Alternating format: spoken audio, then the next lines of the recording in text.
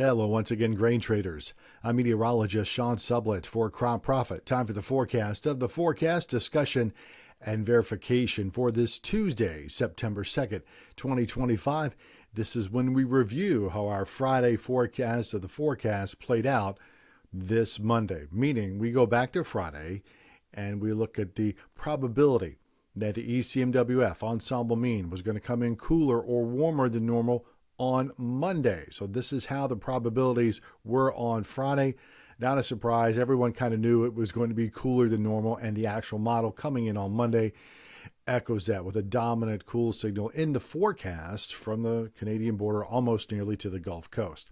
Now, for the week 2, days 8 to 14 forecast of the forecast, remember the white on the map shows you we don't meet that 40% threshold of probability, either below normal, near normal, or above normal.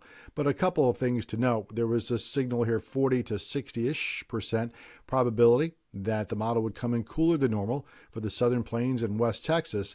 Similarly, we had these couple of pockets just offshore the mid-Atlantic and the southeast and northeast, and then back up to the northern Great Lakes. So then when we look at the actual model on Monday, we do see this area in the northeast that did ultimately come in cooler than normal, and a similar situation here across the southern plains. Likewise, there was this warmer than normal probability, 40-ish, 50-ish% across North Dakota and Montana, and that has come out to pass as well on the Monday forecast from the ECMWF. Regarding precipitation, similarly, we go back to Friday of last week and the forecast of the ECMWF ensemble mean, picking up this 40 to 50% likelihood that the model would come in drier than normal in Iowa, Illinois, and parts of Indiana. So really, it's been kind of dry here over the past few weeks, and that theme really holding on.